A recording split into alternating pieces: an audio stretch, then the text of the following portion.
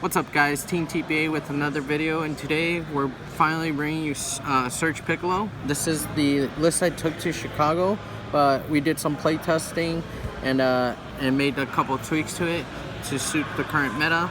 I also just finished my LCQ and I got first. So without further ado, let's get into the profile. So our leader's Piccolo. He has a very unique effect where at the beginning of your turn, before you charge, you get to look at the top card, and if you want it, you can place it on top and you'll draw. If you don't want it, you place it on the bottom and then you draw regardless. So, and then you draw for turn and then you charge. So it's technically like a +1 when it's your turn, and it's really unique because it allows you to filter your deck and then pick certain cards you want for your deck, and then you start setting up your combo. So that's the leader. It's blue-green. A lot of cool cards you can play with this leader. Surge Awakening is when you place one blue, one green under him, you awaken. So you can awaken turn 1 if you like. Ideally, that's not what you want to do. So when he does awaken, though, you draw 3 cards and you untap 1. So technically, it's a draw 1 untap. But why it's so good is because you're filtering your deck so much. So once you reach this side, he has an ability where you, at 3 life or less, you can remove 1 card from him, and it's an active main / battle, so you can do it during your turn, your opponent's turn.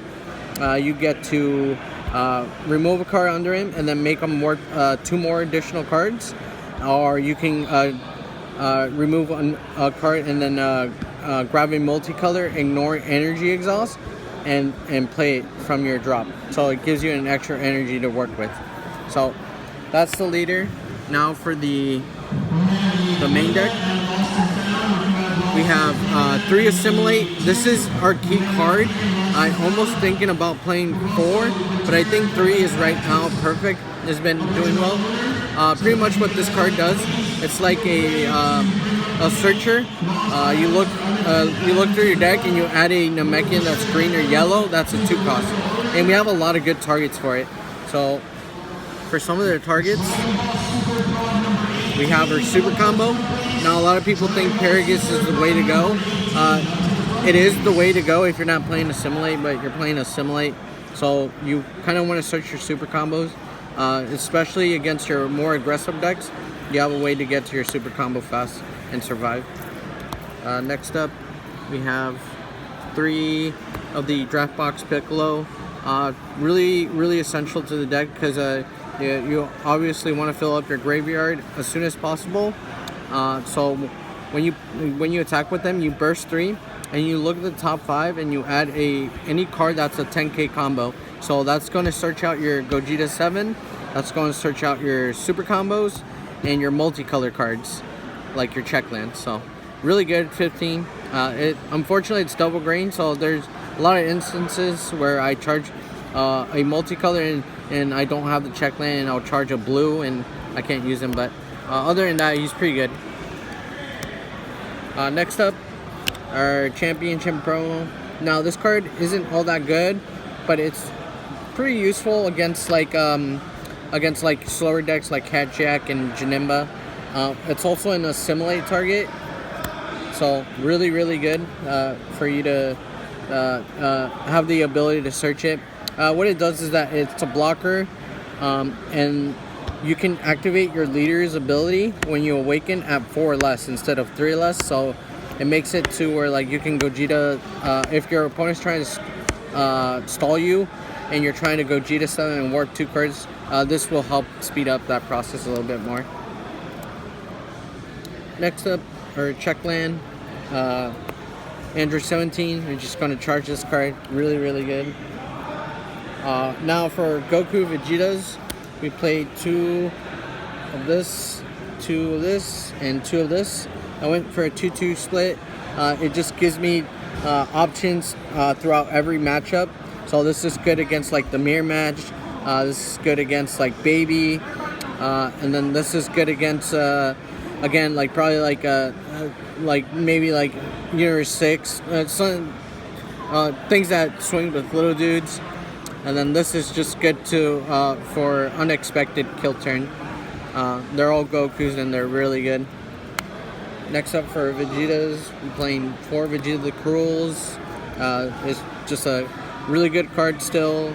You just gotta be careful what you're playing it against. And then we'll be playing 2 Deadly Defender Vegetas. This card's absolutely really essential because there's times where you have to defend.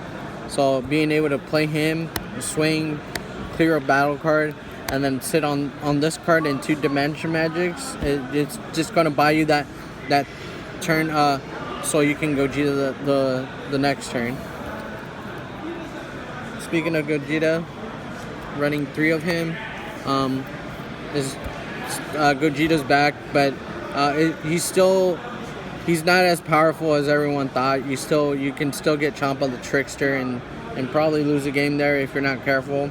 But it's pretty good against like slow decks like Hatchak and Janemba. And overall, if your opponent just doesn't kill you by turn 5, they're most likely going to lose. Next up, to continue the theme with hand destruction, I run 2 of the Super 17 draft box. This is really good because you're going to have 10 in the drop. So it's going to be a 4 drop.